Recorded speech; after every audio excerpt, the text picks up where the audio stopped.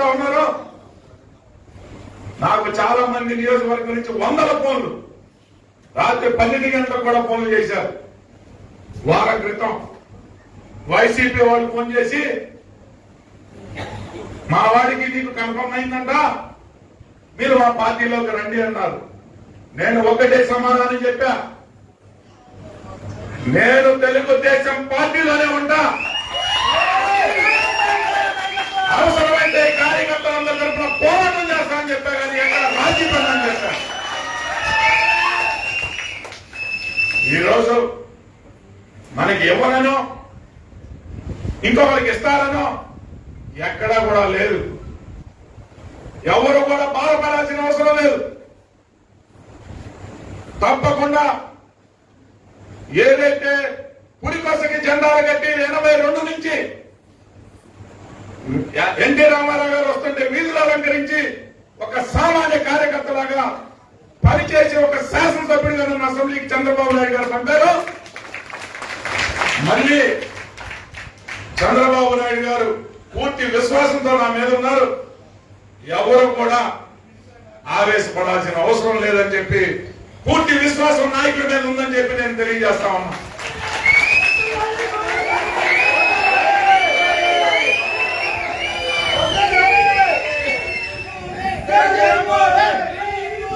అలాగే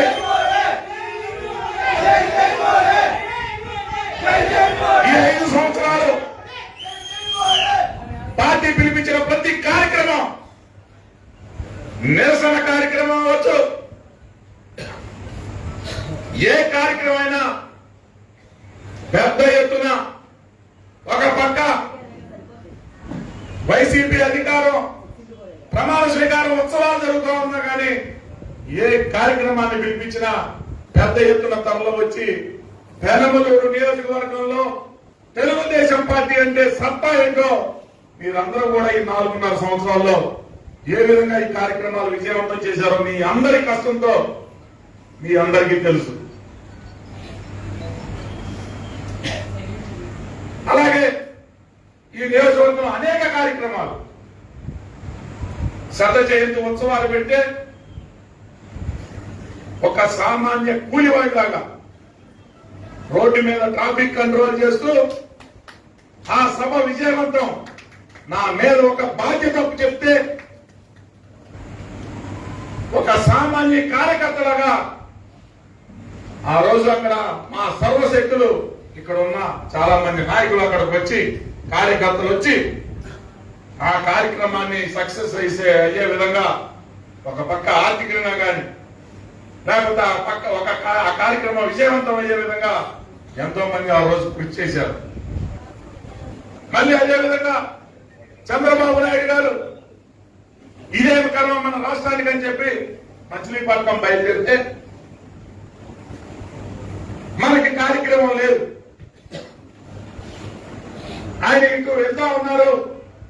ఆయన స్వాగతం పలుకుదామని ప్రారంభించిన ఒక చిన్న కార్యక్రమం సాయంత్రం 3 గంటలకి చెక్ పోస్ట్ దగ్గర బయలుదేరితే ప్రధాన రహదారి హైవే పైన మండార్ సెంటర్కి వెళ్ళేసరికి సాయంత్రం 9 గంటలు అయిందంటే, రాత్రి 9 గంటలు అయిందంటే ఏ విధంగా కార్యకర్తలు ఏ విధంగా కదలి వచ్చి ఆ కార్యక్రమాన్ని విజయవంతం చేశారో మీ అందరికీ మీ కళ్ళ ముందు కదులుతానే ఉంది. అదేవిధంగా జనసేన పవన్ కళ్యాణ్ గారు వెళ్తా ఉంటే మన సెంటర్ లో, ఒక్క మన సెంటర్ కాదు, చెక్ పోస్ట్ సెంటర్ నుంచి మచిలీపట్నం దాకా కూడా మరి ఏ విధంగా పవన్ కళ్యాణ్ గారి వారాహి యాత్ర సాగిందో నేను ఆ రోజు ఇంకా పార్టీలో దాటకూడదని, ఆయన మీద అభిమానం ఉన్నా కానీ అక్కడ స్వాగతం పలుకుతూ అక్కడ ఆయనకి అక్కడ సెంటర్ లో ఉంచోవడం జరిగింది. ఆ తర్వాత ఈ రాష్ట్రంలో రికార్డు సృష్టించాం. లోకేష్ గారి యువగలం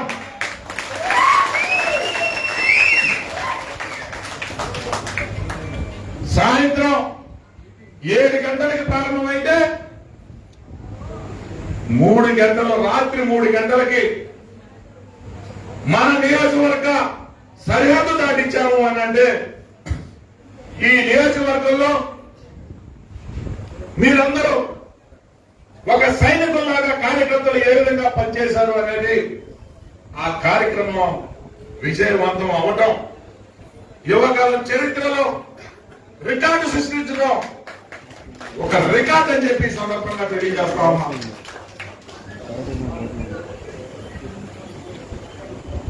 మరి మనమందరం కూడా ఈరోజు చాలా చూస్తున్నాం. 4.5 సంవత్సరాలు ఎన్నో కష్టాలు పడ్డాం. ఎంతో మంది కార్యకర్తల మీద కేసులు పెట్టించుకున్నాం. కొంతమంది కార్యకర్తలు చనిపోవడం జరిగింది, వేధింపులకు గురి కావడం జరిగింది. కాటూరులో రాంబాబా అక్రమ మద్యం కేసు పెట్టి వచ్చిన 6 నెలల్లో ఉయ్యూరు స్టేషన్ లో పెట్టి వేధింపులకు గురి చేస్తే ఉదయం 6 గంటలకి పోలీస్ స్టేషన్ ముందుకెళ్లి ధర్నా చేసి మా కార్యకర్తను విడిచిపెడతారా లేదా అని చెప్పేసి ఆ రోజే పోరాటం చేశాం. అయినా కానీ అక్రమంగా కేసు పెట్టారు. దురదృష్టం ఒక కార్యకర్తని మరి ఆ రోజు కోల్పోవడం జరిగింది. ఆ రోజు వీళ్ళు చేసిన కేసుల వల్ల కానీ వేధింపుల వల్ల కానీ అనారోగ్యానికి గురై అతను కూడా చనిపోవడం జరిగింది. ఎంతో మంది కార్యకర్తల పేరు కేసులు పెట్టారు. నా మీద 15 కేసులు ఉన్నాయి ఇప్పటికి. ఉయ్యూరు మహేష్ వణుకూరులో చిన్న ఘర్షణ జరిగితే అటెంప్ట్ మర్డర్ కేసు పెట్టి రాజమండ్రి సెంట్రల్ జైలుకి పంపితే వాళ్ళ వేధింపులు ఏ విధంగా ఉన్నాయో ఒక్కసారి మీరందరూ కూడా తెలుసుకోవాలి. సెంట్రల్ జైల్లో కూడా వెళ్తురు కూడా రాకుండా ఒక చీకటి జైల్లో పడేసి 2 నెలలు కాలం పెడతారంటే ఎంత రాక్షసంగా వాళ్ళు ప్రవర్తించారో మీరు అందరూ కూడా అర్థం చేసుకోండి. ఏదైనా పిచ్చి పనులు చేస్తే ఒక కేసు పెట్టి అతన్ని ఏదోటి శిక్ష ఇవ్వమని చెప్తాం. అంటే సబ్ జైల్లో వెళ్ళినా కూడా అతన్ని వదిలిపెట్టలేదు అంటే మరి ఏ విధంగా రాక్షసంగా ప్రవర్తించారో ఒకసారి అందరూ కూడా గుర్తు చేసుకోవాలి. కంకిపాడు బొర్రా వెంకట్ ఒక నేరానికి 1 శిక్ష వేస్తారు.